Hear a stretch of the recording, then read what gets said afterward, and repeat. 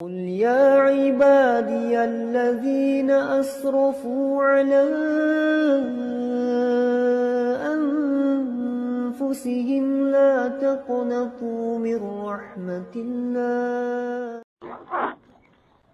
إن الحمد لله نحمده ونستعينه ونستغفره ونعوذ بالله من شرور أنفسنا ومن سيئات أعمالنا من يهده الله فلا مضل له ومن يضلل فلا هادي له. أشهد أن لا إله إلا الله وحده لا شريك له وأشهد أن محمدا عبده ورسوله لا نبي بعد أما بعد. يا أيها الذين آمنوا اتقوا الله حق تقاته ولا تموتن إلا وأنتم مسلمون. يا أيها الناس اتقوا ربكم الذي خلقكم من نفس واحدة وخلق منها زوجها وبث منهما رجالا كثيرا ونساء واتقوا الله الذي تساءلون به والأرحام إن الله كان عليكم رقيبا. يا أيها الذين آمنوا اتقوا الله وقولوا قولا سديدا يصلح لكم أعمالكم ويغفر لكم ذنوبكم ومن يطع الله ورسوله فقد فاز فوزا عظيما. أما بعد فإن أصدق الحديث كتاب الله وخير الهدي هدي محمد صلى الله عليه وسلم وشر الأمور محدثاتها فإن كل محدثة بدعة وكل بدعة ضلالة. إخوة الإسلام saudara kaum muslimin, para tetamu Allah rahimani wa rahimakumullah. Alhamdulillah, Allah Subhanahu wa taala kembali memberikan kesempatan kepada kita bersama untuk bisa bermajlis di dalam masjid Rasulullah sallallahu alaihi wasallam dalam rangka mendengarkan ayat-ayat Al-Qur'an ataupun hadis-hadis Rasulullah sallallahu alaihi wasallam. Merupakan sebuah kemuliaan ketika kita masih diberikan kesempatan untuk bisa duduk di dalam masjid Rasulullah sallallahu alaihi wasallam dalam rangka mendengarkan ayat-ayat Allah Subhanahu wa taala agar iman semakin bertambah, dan juga mendengarkan tentang cerita baginda Nabi yang mulia di dalam hadis-hadisnya agar cinta kita kepada beliau sallallahu alaihi wasallam semakin tumbuh dan berkembang. Dan juga di antara kemuliaan yang disebutkan oleh Allah Subhanahu wa taala, terutama bagi mereka yang mau duduk membaca ayat-ayat Allah Subhanahu wa taala ataupun hadis-hadis Rasulullah sallallahu alaihi wasallam, disebutkan hum qaumun la yashqa bihim jalis. Mereka itu adalah suatu kaum yang tidak akan pernah merugikan orang lain. Artinya mereka akan saling memberikan manfaat antara satu dengan yang lainnya. Dan di antara manfaat yang paling mulia, yang paling indah adalah agar Allah ampunkan dosa mereka semuanya. Kemudian salawat beriringkan salam semoga senantiasa tercurahkan buat junjungan alam Nabi kita yang mulia, uswah dan qudwah kita bersama Muhammad bin Abdullah sallallahu alaihi wasallam, yang mana merupakan di antara kewajiban yang tidak boleh kita lewatkan adalah mengucapkan salam dan salawat kepada Rasulullah sallallahu alaihi wasallam sesuai dengan nama Nabi itu sendiri. Nabi sallallahu alaihi wasallam memiliki nama, di dalam sebuah riwayat ada 5 nama yang dimiliki oleh Nabi sallallahu alaihi wasallam. Di dalam riwayat yang lain, nama Nabi sallallahu alaihi wasallam ada 10. Di antara nama Nabi sallallahu alaihi wasallam adalah Al-Hashir, yang mana semua manusia akan dikumpulkan dan Nabilah satu-satunya yang bisa memberikan syafaat kepada Allah atau yang disebut dengan syafaatul uzma. Sehingga Nabi sallallahu alaihi wasallam dinamakan dengan Al-Hashir, yaitu manusia akan berkumpul kepada Nabi meminta agar Nabi datang kepada Allah Subhanahu wa taala, agar Allah Subhanahu wa taala memberikan keputusan di padang mahsyar. Dengan itu pula lah Nabi sallallahu alaihi wasallam disebut dengan Al-Hashir. Kemudian juga di antara nama Nabi sallallahu alaihi wasallam adalah Al-Aqib. Mengapa Nabi sallallahu alaihi wasallam dinamakan dengan kalimat tersebut? Karena memang la nabiyya ba'dah, tidak ada nabi setelah Nabi sallallahu alaihi wasallam. Nabi adalah nabi terakhir. Apabila ada orang yang mengatakan dirinya sebagai nabi setelah Nabi, maka itulah yang termasuk dalam hadis Nabi sallallahu alaihi wasallam kadzabun. Mereka itu adalah orang-orang yang pendusta. Karena memang nama Nabi adalah Al-Aqib, yang tidak akan pernah ada lagi nabi setelah Nabi sallallahu alaihi wasallam. Kemudian juga di antara nama Nabi sallallahu alaihi wasallam adalah Al-Mahi.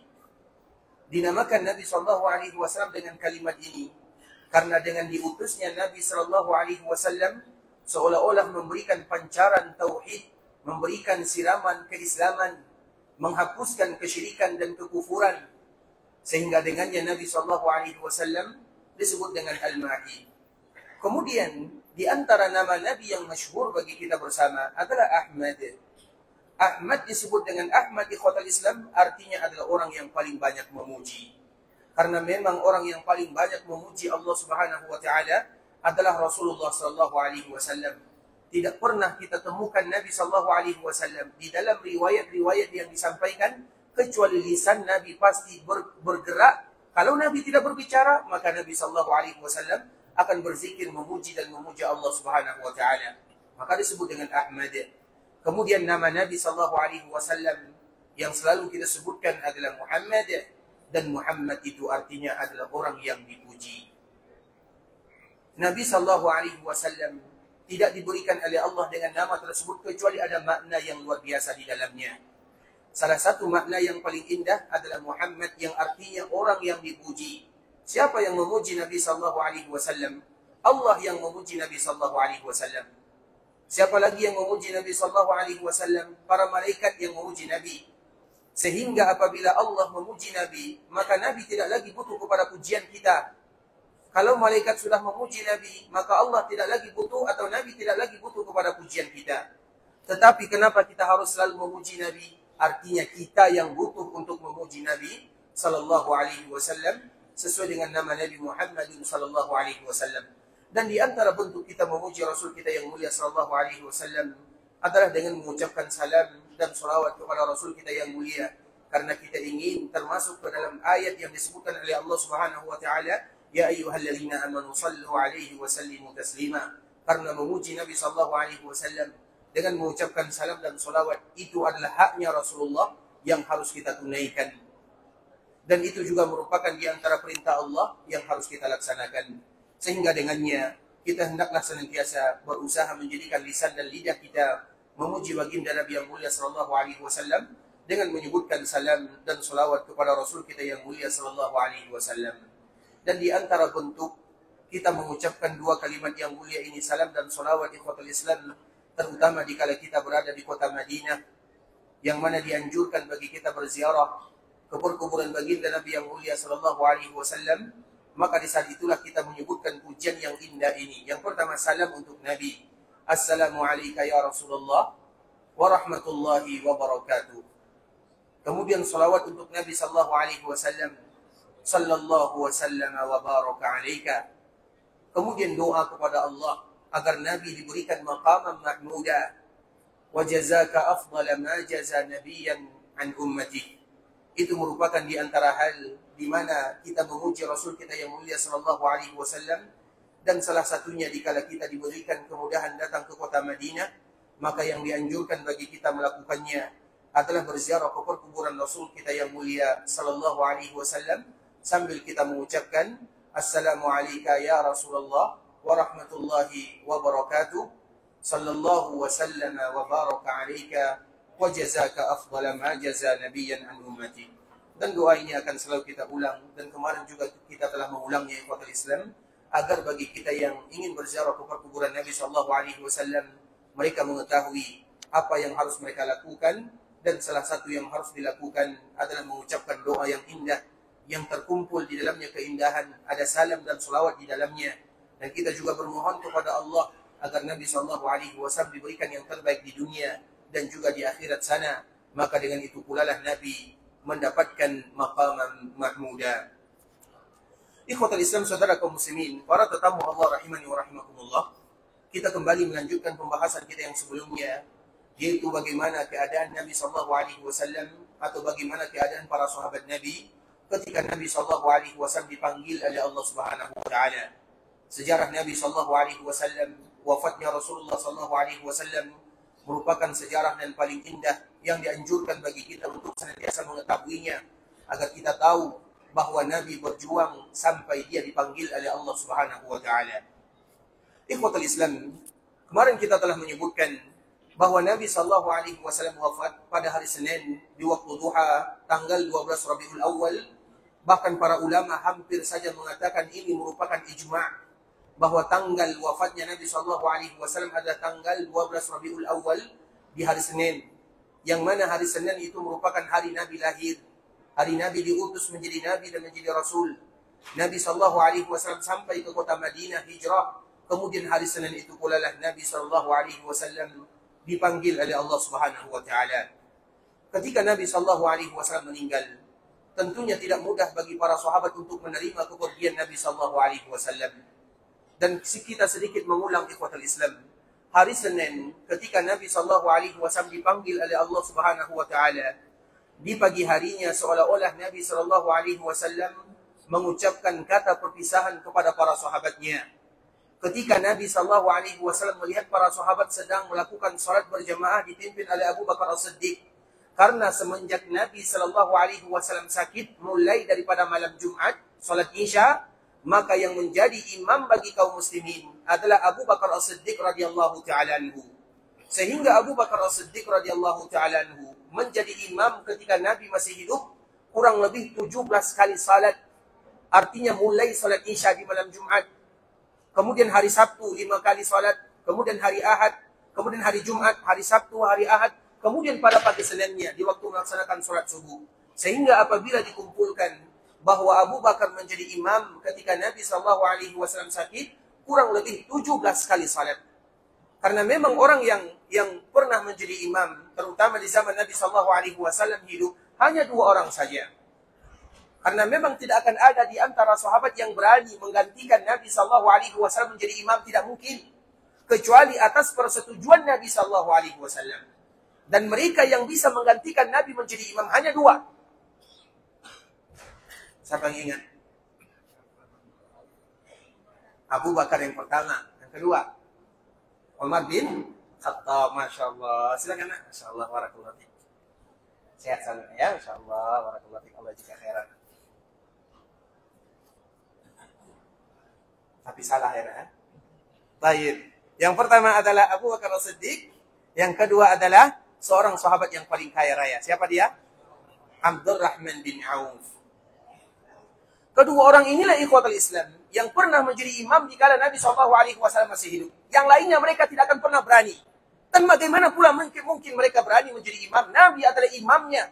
Bukan imam hanya umat, imam para nabi dan para rasul. Tidakkah kita ketahui ikhwatul Islam? Ketika Nabi SAW ingin melaksanakan Isra dan Mi'raj. Nabi Isra. Padahal mudah bagi Allah dari Mekah menuju langit. Mudah bagi Allah langsung mengangkat Nabi SAW. Tetapi Nabi transit dulu di Baitul Maqdis. Atau yang kita kenal dengan Isra, perjalanan di malam hari. Sesampainya Nabi di sana, apa yang terjadi?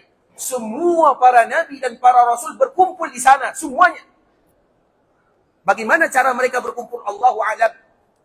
Apakah Allah kumpulkan jasadnya? Apakah Allah kumpulkan rohnya? Itu urusan Allah, perbuatan Allah, bukan urusan kita. Tapi intinya semua para Nabi berkumpul di sana. Kemudian dikala mereka berkumpul di Baitul Maqdis, dan ini adalah perkumpulan yang paling indah sepanjang masa. Semenjak Allah ciptakan dunia, tidak akan ada perkumpulan yang paling indah kecuali perkumpulan semua para Nabi dan para Rasul, dan itu ada di Baitul Maqdis. Kemudian ikhwatul Islam, dikala mereka semuanya berkumpul, apa yang terjadi? Maka mereka menyuruh Nabi SAW menjadi imam. Artinya Nabi imam para Nabi dan para Rasul. Kalau seandainya para Nabi dan para Rasul saja, ketika ada Nabi SAW tidak ada berani yang tampil. Apakah mungkin sahabat Nabi berani tampil di hadapan Nabi SAW? Tentunya tidak. Kecuali atas izin Rasulullah SAW. Bahkan kita juga ketahui ikhwatul Islam, ketika Nabi Isa alaihissalam diturunkan oleh Allah Subhanahu wa taala di akhir zaman, dan dia sedang atau dia dibawa oleh malaikat Jibril. Jibril yang membawa Nabi Isa diturunkan, karena memang Nabi Isa diangkat oleh Allah sesuai dengan apa yang Allah sebutkan, barrafa'ahu Allahu ilaih wa ma qataluhu wa ma salabuhu. Nabi Isa itu tidak dibunuh, Nabi Isa itu tidak disalib, barrafa'ahu Allah, akan tetapi diangkat oleh Allah Azza wa Jalla. Apa bukti Nabi Isa diangkat? Nanti di akhir zaman. Di akhir zaman Nabi Isa turun. Siapa temannya? Malaikat Jibril. Kemudian Nabi Isa memiliki rambut yang agak sedikit panjang. Rambut Nabi Isa lurus. Kemudian seolah-olah baru selesai mandi. Karena rambutnya bersih, indah. Kemudian dikala dia turun, maka dia menemui umat Nabi SAW sedang melaksanakan ibadah salat. Itu adalah Nabi Isa alaihissalam. Ketika dia turun, kemudian dia bergabung bersama kaum muslimin, umat Nabi SAW, maka kaum muslimin dari kalangan umat Nabi mengatakan, silakan kamu yang jadi imam. Diperintahkan Nabi Isa untuk menjadi imam. Tapi apakah Nabi Isa jadi imam? Tidak. Karena dikala Nabi Isa turun di zaman umat Nabi, maka dia tidak lagi menjadi Nabi Isa sebagaimana sebelumnya. Dia sudah menjadi bagian daripada umat Nabi SAW. Artinya demikianlah kemuliaannya ikhwatul Islam. Sehingga pada akhirnya, kalau Nabi Isa saja dia tidak mau jadi imam, dan Nabi tidak ada di sana, hanya ada umat Nabi, bagaimana dengan sahabat Nabi SAW akan jadi imam? Sedangkan Nabi SAW ada di tengah-tengah mereka, kecuali mereka yang diizinkan dan diperintahkan oleh Nabi SAW. Dan yang diizinkan oleh Nabi SAW untuk menjadi imam adalah Abu Bakar As-Siddiq ketika Nabi mengatakan, muru Abu Bakrin falyusalli bin nas, perintahkan Abu Bakar untuk menjadi imam. Ketika Nabi mengatakan kalimat ini, ibunda kita Aisyah ada di samping Nabi. Begitu juga dengan istri Nabi yang lainnya, mereka ada di samping Nabi SAW. Ibunda kita Aisyah tahu siapa ayahnya. Ayahnya adalah Abu Bakar As-Siddiq, orang yang paling lembut hatinya, yang paling mudah meneteskan air mata, sehingga dia khawatir kasihan terhadap ayahnya. Karena nanti kalau ayahnya yang menjadi imam menggantikan posisi Nabi, orang tidak akan mendengarkan ayat-ayat yang dia baca. Yang didengarkan adalah tangisan dan air mata. Sehingga ibunda kita Aisyah mengatakan, ya Rasulullah, perintahkan yang lain, jangan perintahkan Abu Bakar As-Siddiq. Tujuan Aisyah mengatakan yang demikian bukan berarti untuk menyelisih perintah Nabi, tidak sama sekali. Tetapi kasihan terhadap ayahnya dan juga kasihan terhadap kaum muslimin. Karena nanti kalau seandainya Abu Bakar salat, Allahu Akbar, kemudian setelah Allahu Akbar, apa yang terjadi? Sulit mengucapkan Alhamdulillahirabbil alamin. Yang terdengar adalah tangisan, dan memang itu faktanya. Ketika Abu Bakar yang memimpin kaum muslimin, apa yang terjadi? Tangisan. Sehingga salat terlama adalah salat pada waktu itu lama sekali. Karena Abu Bakar yang memimpin. Dan bagaimana mungkin mereka mudah untuk memimpin atau Abu Bakar memimpin salat, sedangkan yang keluar adalah tangisan. Abu Bakar menangis. Sahabat-sahabat yang ada mereka juga menangis. Sehingga sulit untuk mengucapkan ayat-ayat Allah. Makanya dengan itulah, ibunda kita Aisyah mengetahui bagaimana keadaan ayahnya. Ayahnya adalah orang yang lembut hatinya, yang mudah meneteskan air mata. Karena memang ikhwatul Islam, di antara tanda seorang memiliki hati yang lembut adalah mudah bagi mereka untuk meneteskan air mata. Kalau kita sudah jarang meneteskan air mata, maka di saat itulah kita harus kembali bermohon kepada Allah. Allahumma inna nas'aluka qalban salima wa lisanan sadiqa. Sebuah hadis yang dianjurkan oleh Nabi SAW, doa-doa yang harus kita baca, yang diajarkan kepada sahabat Saddad bin Aus radhiyallahu ta'ala anhu. Nabi berpesan kepada sahabat ini dengan doa yang panjang sekali, dan di antara doa tersebut adalah bagaimana kita meminta kepada Allah agar hati kita senantiasa menjadi hati yang lembut, mudah menangis, mengingat dosa dan kesalahan, mengingat bagaimana yang pernah kita lakukan, kemudian pun kita minta ampun kepada Allah Subhanahu wa taala sambil beruraikan air mata.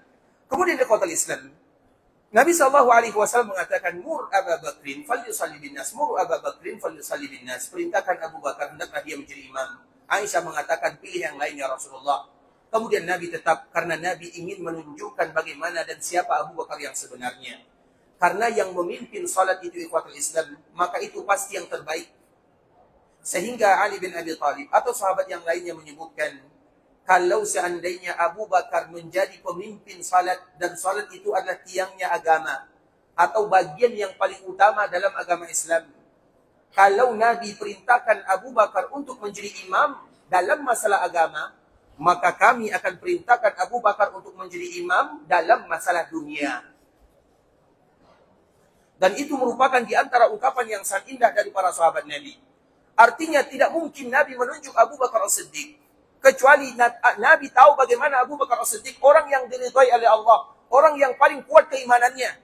Kalau dalam masalah agama Abu Bakar yang menjadi imam, maka begitu juga dalam masalah dunia Abu Bakar sudah pasti yang terbaik untuk menjadi imam. Sehingga dari dalil ini ikhwatul Islam, sebahagian para ulama mengatakan, walaupun terjadi perbezaan, sebahagian para ulama menyebutkan bahwa kepemimpinan Abu Bakar As-Siddiq setelah Nabi SAW adalah kepemimpinan yang berlandaskan dalil yang jelas. Karena memang ada dua perkataan di sana. Ada yang menyebutkan kepemimpinan Abu Bakar adalah dengan dalil sebagai isyarat. Nabi tidak menyebutkan secara terus terang. Pendapat yang kedua menyebutkan, Nabi menyebutkan secara terus terang. Apa buktinya? Hadis ini, Mur Abu Bakrin falyusalli binas. Perintahkan Abu Bakar untuk menjadi imam. Artinya kalau Abu Bakar menjadi imam dalam masalah agama, maka lebih pantas Abu Bakar menjadi imam dalam masalah dunia. Kemudian di ikhwatul Islam, Abu Bakar pun menjadi imam 17 kali salat. Menjadi imam di kala Nabi SAW masih hidup. Kemudian kali terakhir Abu Bakar menjadi imam di kala Nabi SAW masih hidup adalah di pagi Senin. Karena memang di hari Senin ini adalah hari di mana Rasulullah SAW dipanggil oleh Allah Subhanahu Wa Taala. Di pagi Senin ya ikhwatul Islam adalah hari di mana Nabi seolah-olah memberikan kata perpisahan kepada para sahabatnya. Ketika para sahabat sedang melaksanakan sholat berjamaah, sholat subuh.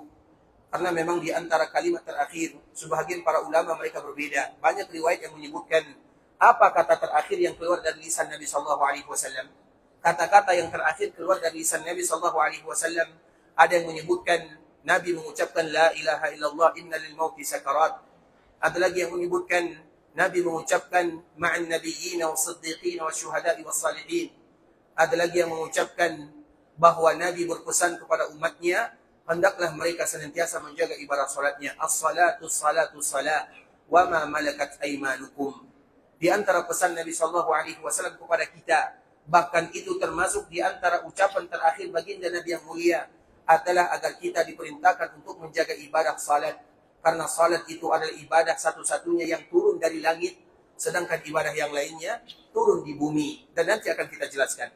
Kemudian ikhwatul Islam, ketika Nabi melihat para sahabat salat, maka Nabi membuka tirai dari rumahnya. Kemudian dikala dibuka oleh Nabi SAW, Nabi pun tersenyum dengan senyuman yang indah. Senyuman Nabi SAW ini banyak maknanya. Bisa jadi senyuman Nabi senyum melihat para sahabatnya dalam keadaan beribadah, yang mana sebentar lagi Nabi akan dipanggil oleh Allah Subhanahu Wa Taala. Seolah-olah visi dan misi Nabi SAW berhasil menjadikan umatnya adalah umat yang taat kepada Allah. Dan di antara bentuk ketaatan yang paling berat dilakukan oleh umat adalah salat subuh berjamaah. Kemudian dikala Nabi SAW memperhatikan para sahabatnya salat subuh berjamaah bersama Abu Bakar As-Siddiq, maka Nabi seolah-olah tersenyum. Senyum Nabi ini maknanya Nabi bangga melihat umatnya. Namun para sahabat Nabi SAW dikala melihat Nabi senyum, maka mereka hampir membatalkan salatnya karena mereka berharap Nabi yang akan menjadi imam. Kemudian ikhwatul Islam, Nabi memberikan isyarat. Dengan isyarat tangan, Nabi memberikan agar kalian sempurnakan salat kalian. Tidak usah kalian mengulang salat atau jangan tunggu diriku. Kemudian dikala Nabi tersenyum, Nabi memberikan isyarat, Nabi kembali menutup tirai yang ada dari rumahnya. Karena rumah Nabi berada di samping kiri Masjid Nabawi. Kemudian setelah menutup tirai ini ikhwatul Islam, tentunya para sahabat ketika melihat Nabi, yang mana mereka sudah lama tidak melihat Nabi SAW tersenyum. Kemudian tiba-tiba mereka melihat Nabi tersenyum. Nah, dengan melihat Nabi tersenyum inilah mereka mulai merasa bahagia. Harapan Nabi berkumpul bersama akan kembali lagi. Itu yang ada dalam pikiran sahabat Nabi SAW. Sedangkan Nabi bukan demikian pikirannya. Karena Nabi diberikan pilihan oleh Allah Azza wa Jalla. Nabi diberikan pilihan kapan Nabi akan dipanggil. Dan Nabi dipanggil di hari Senin. Para sahabat tidak tahu, tidak satu pun di antara mereka yang tahu kalau hari Senin itu adalah hari Nabi mengucapkan senyum terakhir. Yang mereka bayangkan Nabi akan kembali, itu bayangannya. Sehingga di pagi Senin ini ikhwatul Islam, para sahabat ada di antara mereka yang sudah mulai beraktivitas. Karena sebelumnya dikala Nabi di hari-hari sebelumnya mereka senantiasa bersama Rasulullah SAW. Namun hari Senin ini ada sebagian mereka yang kembali beraktivitas. Apa sebabnya? Karena mereka sudah melihat senyuman Nabi SAW. Seolah-olah Nabi akan pulih kembali bersama mereka. Namun ternyata faktanya berbeda. Di hari itu pula lah Nabi SAW dipanggil oleh Allah Subhanahu Wa Taala. Ada yang menyebutkan di awal duha. Kalau di awal duha, karena duha waktu awal duha, kapan awal duha? Awal duha itu kapan? Kapan? Satu kala matahari. Kalau bahasa kitanya syuruk ya. Masya Allah, silakan Makcik. Masya Allah, warakallahu fiik. Masya Allah, warakallahu fiik. Makasih ya. Ya, Masya Allah, warakallahu fiik. Awal waktu duha itu ikhwatul Islam adalah ketika syuruk. Misalnya di kala syuruk, biasanya sebagian kaum muslimin mereka menghitung syuruk itu 90 menit setelah masuknya waktu subuh biasanya. Tapi walaupun terjadi perbedaan karena tergantung negaranya. Kalau negara khatulistiwa yang dia betul-betul berpapasan dengan khatulistiwa, tempat matahari di sana, maka mungkin bisa menunjukkan. Tapi sebagian daerah yang agak jauh, maka tentunya berbeda waktunya. Intinya, waktu duha awal itu adalah waktu syuruk. Makanya sholat sunat syuruk dengan sholat sunat duha itu sama. Sama waktunya. Yang membedakan adalah syaratnya. Kalau duha tidak ada syaratnya, masuk masjid, dikala matahari sudah terangkat sedikit, masuk masjid kita sholat duha, tidak ada syaratnya. Kalau sholat sunat syuruk, ada syaratnya. Sholat bersama kaum muslimin. Sholat subuh bersama kaum muslimin. Kemudian setelah sholat subuh, duduk di dalam masjid. Kemudian dikala duduk, dia berzikir. Kemudian sampai waktu syuruk, kemudian ditunggu sekitar 7-10 menit. Kemudian dia sholat 2 rakaat dan tidak batal wuduknya. Apabila syaratnya lengkap, maka disebut dengan sholat sunat syuruk. Tapi kalau batal sholatnya, maka dia tetap sholat. Tapi duha namanya. Karena itu awal duha. Sehingga waktu duha dengan waktu syuruk sama. Yang membedakan apa? Syaratnya. Nah, sebagian para ulama ikhwatul Islam mengatakan Nabi SAW wafat di awal duha. Artinya setelah Nabi SAW membuka tirainya. Kemudian Nabi sholat subuh di rumahnya. Maka sebentar setelahnya, Nabi dipanggil oleh Allah Subhanahu wa Ta'ala. Padahal para sahabat Nabi SAW baru saja mereka mengharapkan kehadiran Nabi SAW di tengah-tengahnya. Sebahagian yang lain menyebutkan Nabi meninggal di duha yang akhir, sekitar jam 10 atau jam 11. Itu adalah waktu Nabi SAW meninggal. Dan inilah pendapat yang dibawakan oleh Imam Ibnu Katsir yang meninggal pada tahun 774 Hijriah di dalam kitabnya Al-Bidayah, menyebutkan bahwa kebanyakan para ulama menguatkan pendapat yang kedua, Nabi meninggal di waktu duha yang akhir. Kemudian ikhwatul Islam, ketika Nabi SAW meninggal, maka terjadilah apa yang terjadi. Para sahabat sulit bagi mereka untuk menerimanya secara pasti. Karena baru saja Nabi SAW tersenyum, membuka tirai rumahnya, tiba-tiba dapat berita, kabar bahwa Nabi sudah dipanggil oleh Allah, sulit untuk menerimanya. Kemudian tangisan pun, dikala diumumkan Nabi SAW meninggal, maka Madinah, semua orang yang ada di sana menangis. Tapi tangisan mereka tangisan biasa. Bersedih berpisah dengan Nabi. Karena memang Nabi SAW berpesan kepada para sahabatnya, kalau ada yang meninggal, siapapun yang meninggal, maka jangan lakukan niyahah. Niyahah itu artinya ikhwatul Islam, meratap. Kenapa kamu meninggal begitu cepat? Mengapa ya Allah? Mengapa engkau panggil? Itu namanya niyahah. Dia sudah meninggal. Apa yang bisa kita lakukan? Tidak bisa. Yang bisa kita lakukan, kita mengucapkan lillahi ma'aqa wa lahu ma'akhadh wa kullu syai'in indahu ila ajalin musamma wa inna lillahi wa inna ilaihi raji'un. Itu yang harus kita ucapkan dikala ada sebagian saudara kita dipanggil oleh Allah Azza wa Jalla. Jadi bukan hanya langsung inna lillahi wa inna ilaihi raji'un. Inna lillahi wa inna ilaihi raji'un diucapkan setiap ada musibah yang melanda apapun dia. Misalnya kita kehilangan harta, kita ucapkan inna lillahi wa inna ilaihi raji'un. Terbakar rumah misalnya, inna lillahi wa inna ilaihi raji'un. Ada sakit, inna lillahi wa inna ilaihi raji'un. Ada yang meninggal, artinya semua musibah. Alladzina idza asabatuhum musibah qalu inna lillahi wa inna ilaihi raji'un. Jadi kalimat ini bukan hanya kalimat yang diucapkan kepada mereka yang meninggal. Semua musibah yang melanda kaum muslimin, apapun musibahnya, yang kecil ataupun yang besar, maka ucapkanlah inna lillahi wa inna ilaihi raji'un. Kalau ada di antara kita yang meninggal atau saudara kita yang meninggal, maka di saat itulah kita menambah kalimatnya lillahi ma'aqa wa lahu ma'akhadh. Apa artinya? Yang memberikan kita hidup Allah. Dikala Allah memanggil, tadi yang diberikan hidup, itu juga tujuan atau itu juga merupakan di antara pekerjaan Allah.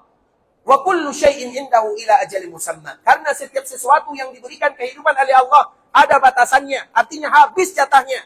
Maka itu kalimat yang diucapkan lillahi ma'aqa wa lahu ma'akhadh wa kullu syai'in indahu ila ajalin musamma. Wa la naqulu illa ma yarda rabbuna wa la haula wa la quwwata illa billah inna lillahi wa inna ilaihi raji'un. Artinya ikhwatul Islam, ketika para sahabat mereka mendengarkan wafatnya Nabi SAW, mereka bersedih. Iya, siapa yang tidak bersedih? Tapi bersedih mereka ada batasannya. Mereka menangis, iya, tapi mereka tidak meratap. Sehingga tangisan yang dengar di kota Madinah. Kemudian dikala mereka dalam keadaan demikian, mereka berbondong-bondong datang ke Masjid Nabawi. Karena memang rumah Nabi ada di sekitar sana. Kemudian begitu juga dengan sahabat Abu Bakar As-Siddiq radhiyallahu ta'ala anhu, yang agak terlambat datangnya adalah Abu Bakar As-Siddiq radhiyallahu ta'ala. Apa alasannya ikhwatul Islam? Abu Bakar As-Siddiq, dia senantiasa bersama Nabi SAW, menemani Nabi SAW, tapi dia juga memiliki tanggung jawab yang lain, yang selalu bersama Nabi, yang tidak pernah meninggalkan Nabi. Yang pertama dari kalangan wanita adalah keluarganya, yaitu istri Nabi SAW, yang jumlahnya ada 9 orang. Siapa yang hafal nama istri Nabi? Siapa yang hafal nama istri Nabi SAW? Yang 9 orang ini. Istri Nabi ada 11, 2 meninggal, Khadijah radhiyallahu ta'ala anha dan Zainab. Zainab ini hanya menikah dengan Nabi, bersama Nabi kurang lebih 3 bulan sahaja. Kemudian yang tersisa bersama Nabi, yang hidup sampai Nabi wafat, 9 orang. Siapa yang hafal? Macam mana kita tak hafal ni? Kita tutup saja pengajian kita ya. Kita baca sama-sama. Yang pertama adalah istri Nabi yang kedua, siapa? Saudah. Kemudian Saudah ini dinikahi oleh Nabi SAW setelah Khadijah. Saudah, Aisyah, Hafsah, Zainab, Ummu Salamah, Ummu Habibah, Safiyah, Maimunah, Maria. Siapa yang hafal? Nah, sudah kita bocorkan. Siapa yang bisa ulang lagi? Siapa yang bisa ulang? Tak ada? Baik, semoga Allah nanti mudahkan bagi kita menghafalnya. Mereka itu adalah istri Nabi di dunia dan di surga. Kalau kita cinta mereka, kita hafal namanya, kita pun akan berkumpul bersama orang-orang yang kita cintai. Tapi ikhwatal Islam, para istri Nabi SAW semuanya tidak pernah meninggalkan Nabi SAW. Selalu bersama Nabi SAW. Dari kalangan wanita, dari kalangan laki-laki, yang selalu menemani Nabi SAW. Yang pertama paman Nabi yang tinggal satu. Siapa namanya? Al-Abbas. Satu-satunya paman Nabi yang tertinggal Al-Abbas. Karena paman Nabi, ketika Nabi diutus menjadi Nabi dan menjadi Rasul, yang tersisa hanya 4 orang. Yang selebihnya mereka sudah meninggal sebelum Nabi menjadi Nabi dan menjadi Rasul. Yang tersisa 4 orang. Dari 4 orang ini, 2 ikut Nabi, 2 tidak ikut Nabi. Yang ikut Nabi adalah Hamzah dan Al-Abbas. Al-Abbas ini, dia selalu bersama Nabi SAW. Bahkan sebelum dia atau dikala Nabi berdakwah di Mekah, dia tetap senantiasa bersama Nabi. Seolah-olah dia merupakan orang yang selalu menjaga Nabi. Jadi dia tidak pernah meninggalkan Nabi SAW. Artinya dia tidak pernah meninggalkan Nabi, terutama di awal Nabi di Mekah Al-Mukarramah. Walaupun dia tidak menyebutkan saya masuk Islam, saya ikut kepadamu, namun dia tidak pernah meninggalkan Nabi SAW. Kemudian begitu juga di akhir kehidupan Nabi, dia juga tidak pernah meninggalkan Nabi SAW. Al-Abbas yang pertama. Kemudian anaknya Al-Abbas, Abdullah, Kusam, Fadl. Itu semua adalah sepupu Nabi SAW. Anaknya Al-Abbas. Berarti Al-Abbas, anaknya Abdullah, Kusam dan Fadl. Kemudian siapa lagi? Ali bin Abi Thalib radhiyallahu ta'ala anhu, yang juga sepupu Nabi SAW sekaligus menantu Nabi SAW. Kemudian siapa lagi? Usama, anak daripada anak angkat Nabi SAW. Karena Usama ini ayahnya bernama Zaid. Zaid ini dulu anak angkat Nabi. Dan Nabi sangat sayang kepadanya. Kenapa Nabi sayang kepadanya? Karena Nabi tidak ada anak laki-lakinya. Anak laki-laki Nabi semuanya meninggal dikala mereka kecil. Tiba-tiba Zaid hadir di tengah-tengahnya. Sehingga sayangnya seorang ayah kepada anak laki-laki pindah kepada Zaid. Maka dengan sayangnya Nabi kepada Zaid, maka Zaid dinamakan dengan Zaid bin Muhammad. Sampai Allah batalkan, tidak boleh menasabkan kecuali kepada ayah kandungnya. Maka di saat itulah Zaid kembali disebut Zaid bin Haritha. Zaid bin Haritha ini orang berkulit putih. Anaknya Usama, orang yang paling dicintai oleh Nabi, tapi berkulit hitam. Ayahnya putih, anaknya hitam. Kemudian ikhwatul Islam, Usama juga bersama Nabi karena dia orang yang disebut dengan hubbu Rasulillah SAW. Usama ini disebut dengan hubbu Rasulillah, gelarnya orang yang paling dicintai oleh Nabi. Orang inilah yang selalu bersama Nabi SAW dari kalangan laki-laki. Siapa yang masih hafal? Dari kalangan laki-laki. Yang pertama Al-Abbas, yang kedua anaknya Abdullah, kemudian anaknya Kusam, kemudian anaknya Fadl, sudah 4. Kemudian Ali bin Abi Thalib, 5. Kemudian Usama. 6 orang inilah yang selalu menemani Nabi sallallahu alaihi wasallam. Dari laki-laki, istri Nabi sallallahu alaihi wasallam, dari kalangan perempuan istri Nabi, dari kalangan laki-laki 6 orang yang tadi telah kita sebutkan. Kemudian ikhwatul Islam, ketika Nabi sallallahu alaihi wasallam meninggal, tangisan terdengar di seluruh kota Madinah. Kemudian begitu juga dengan Abu Bakar As-Siddiq radhiyallahu ta'ala anhu. Abu Bakar As-Siddiq pada hari Seninnya, dia tidak berada di samping Nabi sallallahu alaihi wasallam. Karena Abu Bakar ini memiliki banyak rumah. Rumah Abu Bakar salah satunya adalah di bagian depan Masjid Nabawi. Dan rumah Abu Bakar ini ikhwatul Islam nempel dengan Masjid Nabawi. Bahkan pintu rumah Abu Bakar As-Siddiq itu pula lah pintu Masjid Nabawi. Artinya agar kita tidak berburuk sangka kepada sahabat Abu Bakar yang mulia, mengapa dia tidak berada di sisi Nabi sallallahu alaihi wasallam? Rumah dia berada di Masjid Nabawi. Dan Nabi sallallahu alaihi wasallam pernah berpesan kepada para sahabatnya, tutup semua pintu yang ada di Masjid Nabawi, semuanya tutup. Illa khalfa Abu Bakar As-Siddiq, kecuali pintunya Abu Bakar As-Siddiq radhiyallahu ta'ala anhu.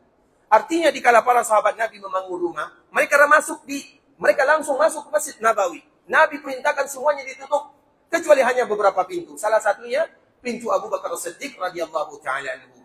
Nah, di pagi Seninnya, sebagaimana tadi yang telah kita jelaskan ikhwatul Islam, Abu Bakar As-Siddiq termasuk orang yang berbaik sangka, artinya Nabi akan kembali berkumpul dan akan kembali mendengarkan, memberikan tausiah, mau'izah, tazkirah. Nabi akan kembali menjadi imam. Maka dia tinggal di rumah istri yang lain. Abu Bakar itu punya beberapa rumah. Rumah yang pertama itu ada di depan Masjid Nabawi atau di Masjid Nabawi, nempel pintunya. Rumah yang lain atau keluarga yang lain itu tinggalnya di Sunnah. Sunnah itu tempatnya adalah di dekat Masjid Quba, Awali. Karena di sana dia berkebun. Kemudian ikhwatul Islam, baru saja dia pergi ke rumah keluarga yang lain yang ada di Sunnah, yang jaraknya tidak terlalu jauh. Dan itu ada di bagian ujung tanah haram. Karena Sunnah itu bagian dan masih bagian daripada tanah haram. Karena Masjid Quba itu masjid yang berada di dalam tanah haram.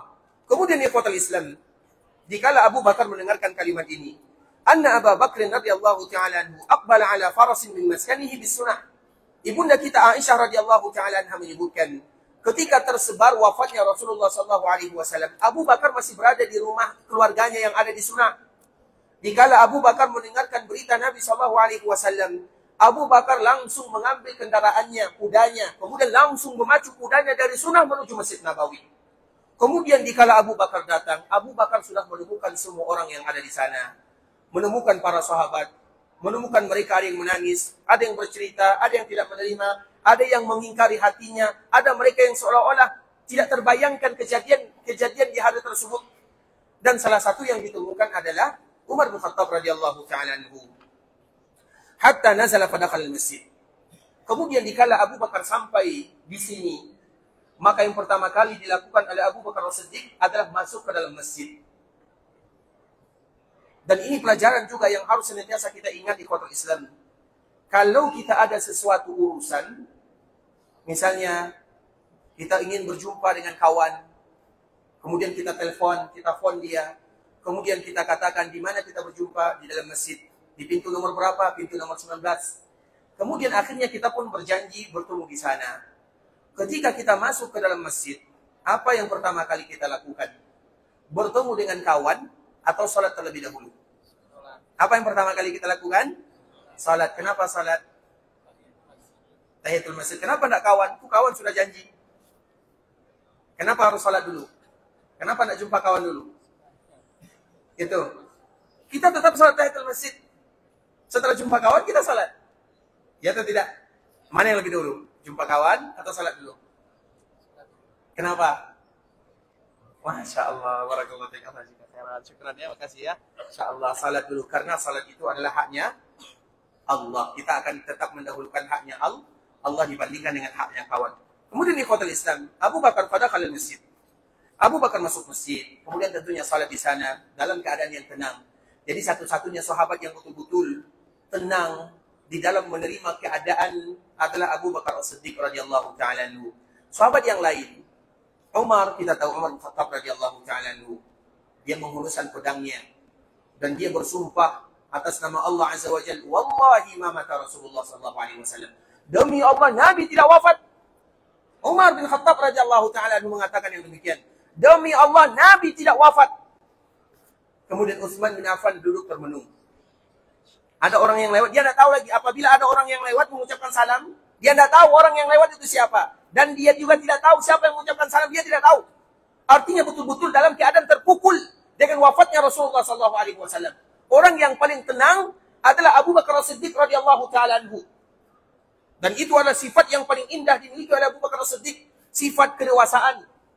Tenang menghadapi kenyataan. Dan itu bukan hanya dikala Nabi meninggal. Bahkan dikala Nabi terjadi kepadanya sesuatu yang mustahil bagi semua manusia, maka Abu Bakar tetap tenang mengatakan pasti Nabi benar.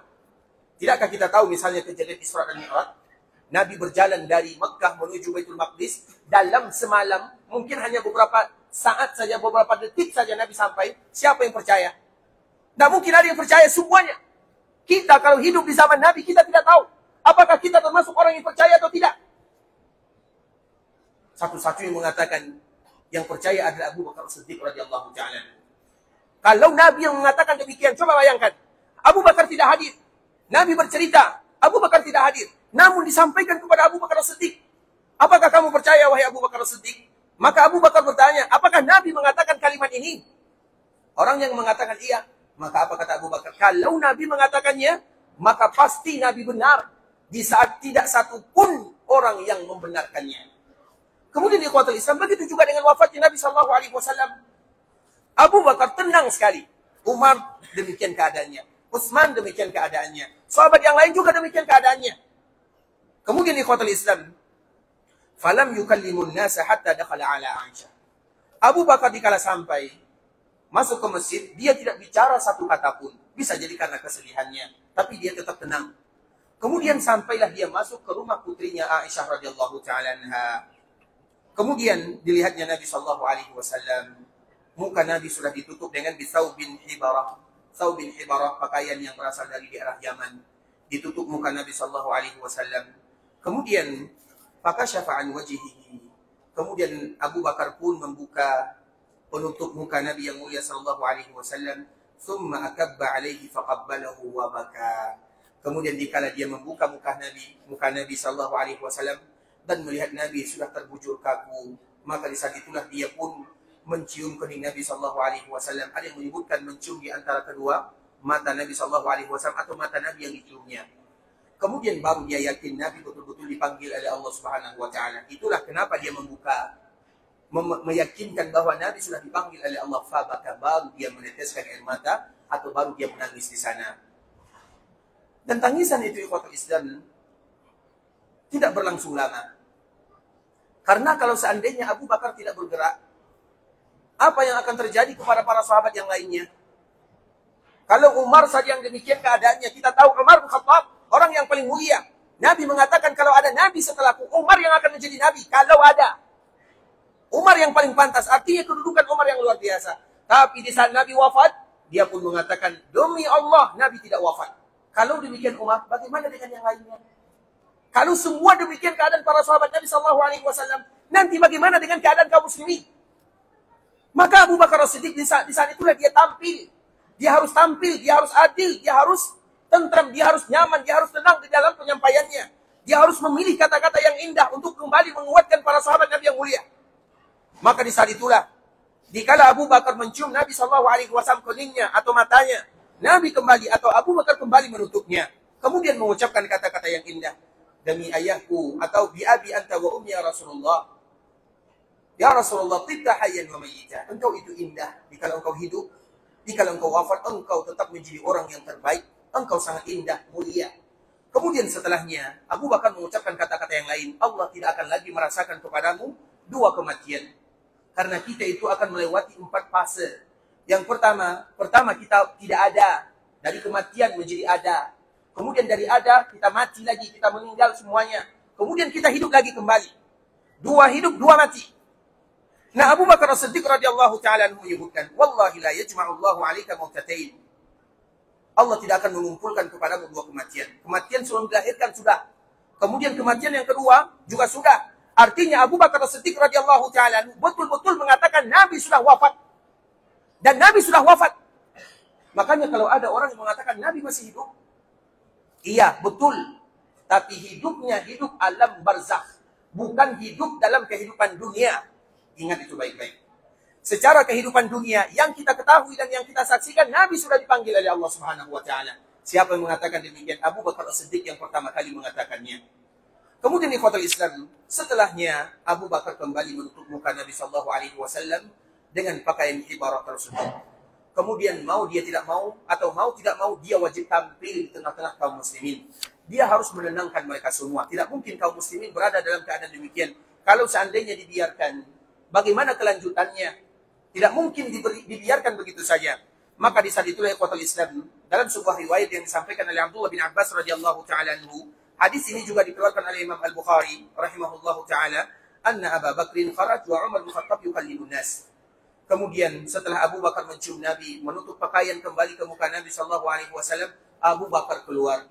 Dikala Abu Bakar keluar, maka yang pertama kali dilihat oleh Abu Bakar As-Siddiq adalah Umar berbicara di sana. Umar ini semenjak sampai di rumah Nabi sallallahu alaihi wasallam tidak pernah berhenti bicaranya. Meyakinkan kepada orang-orang yang ada bahwa Nabi tidak meninggal. Dia selalu berbicara, wallahi ma mata Rasulullah. Jadi Abu Bakar ini tidak pernah diam.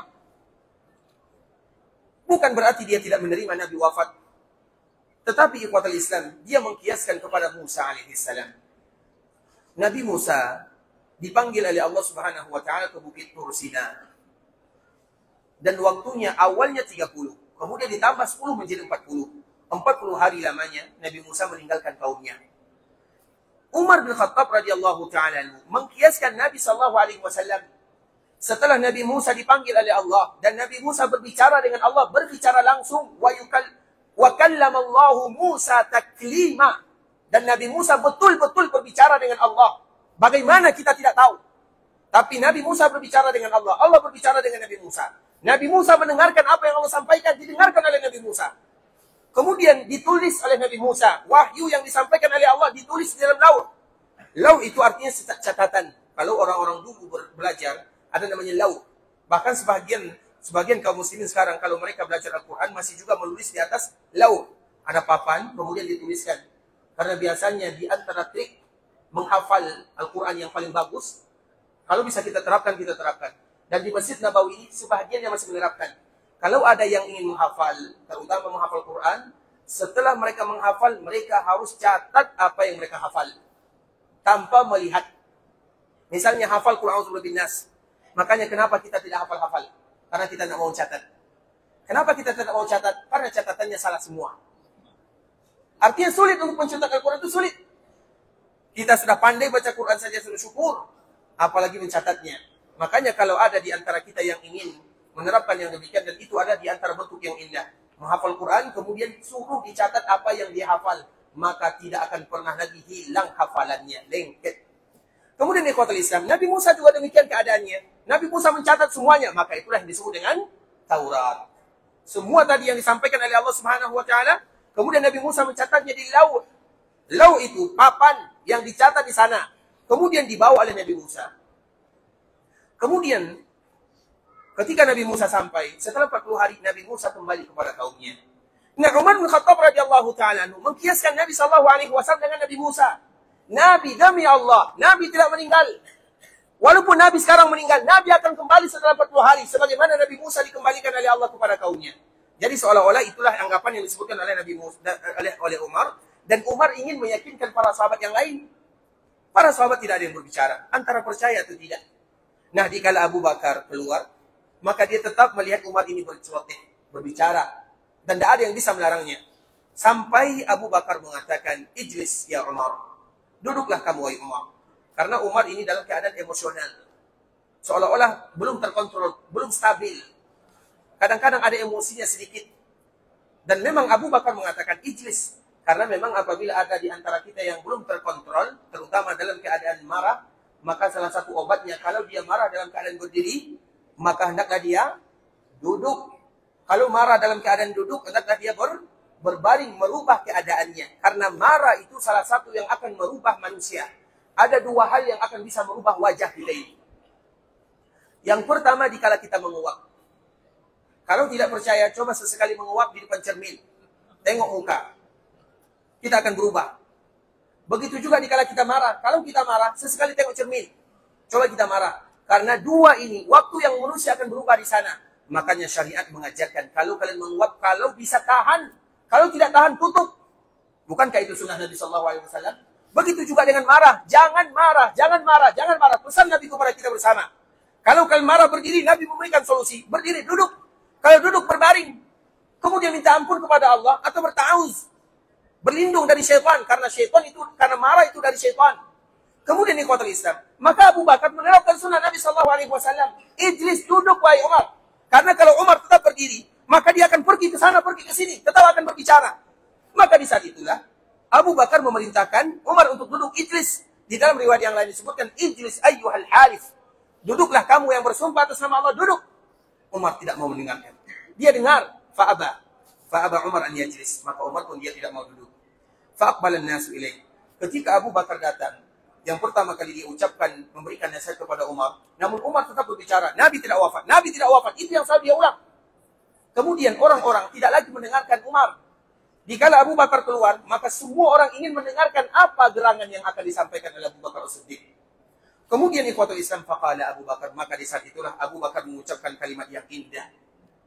Abu Bakar radhiyallahu ta'ala mengucapkan kalimat yang mana kalimat ini menunjukkan siapa Abu Bakar As-Siddiq dan bagaimana kualitasnya. Betul-betul sebagai pengganti Nabi yang mulia sallallahu alaihi wasallam. Maka dia pun mengatakan, amma ba'du. Faman kana minkum ya'budu Muhammadan fa inna Muhammadan qad mat. Wa man kana ya'budu Allah fa inna Allah hayyun la yamut. Artinya besok kita sambung. Ikhwatul Islam, saudara kaum muslimin, para tetamu Allah rahimani wa rahimakumullah, karena waktu juga yang telah memisahkan kita dan mengenal Nabi sallallahu alaihi wasallam.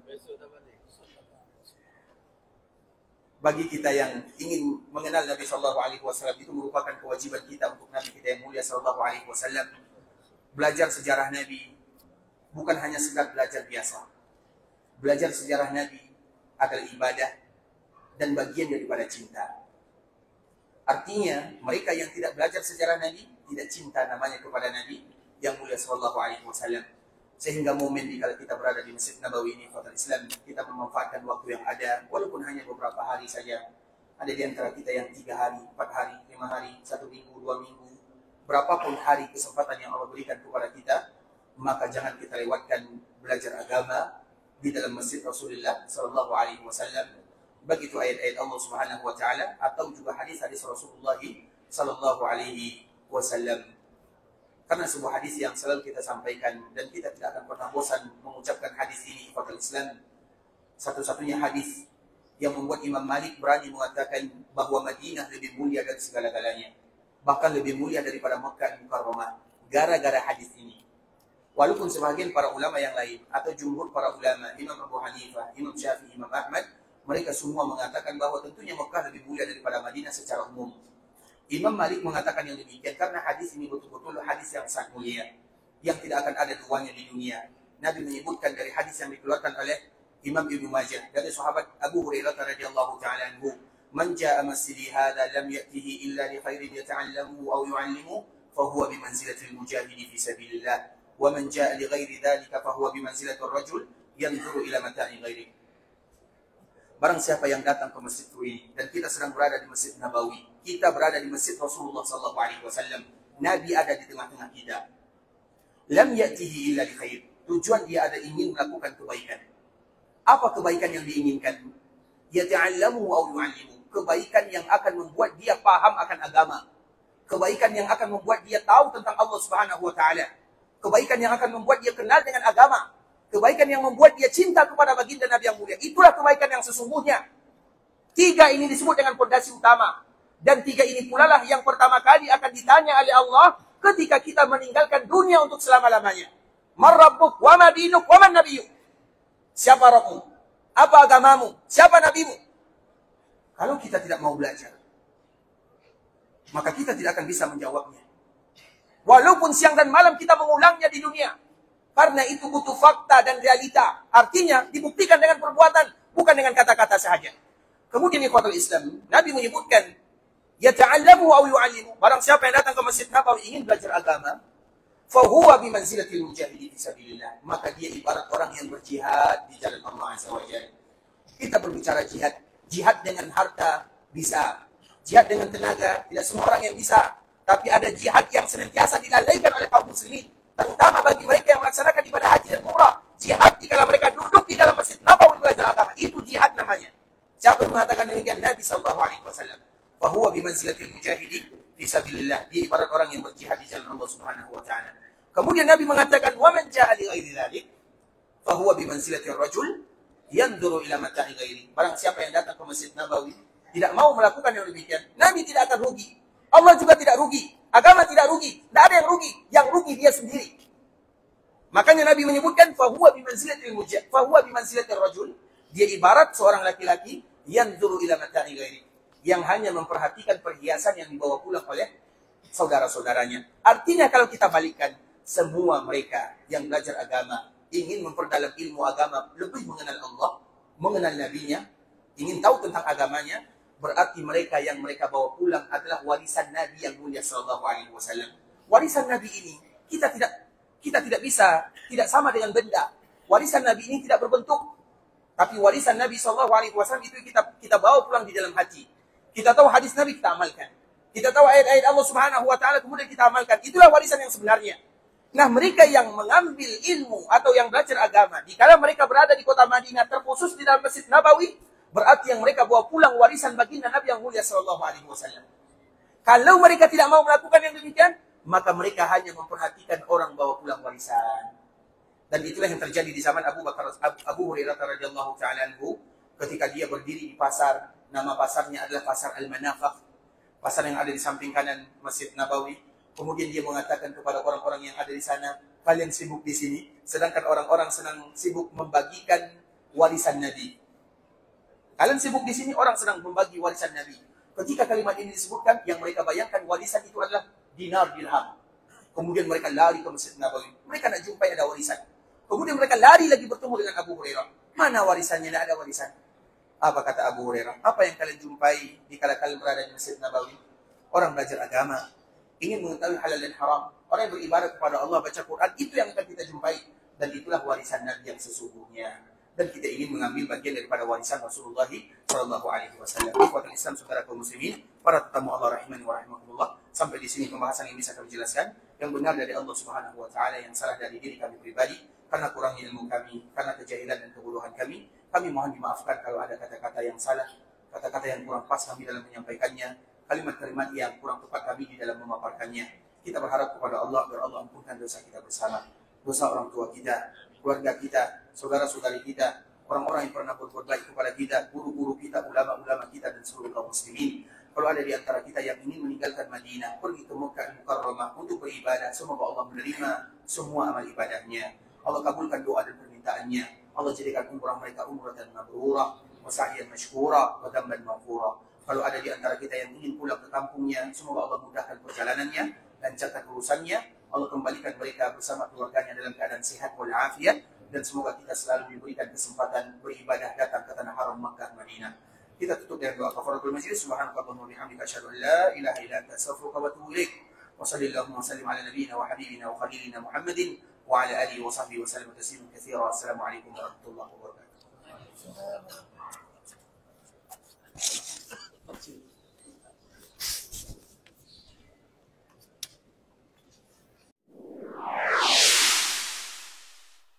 قل يا عبادي الذين أسرفوا على أنفسهم لا تقنطوا من رحمة الله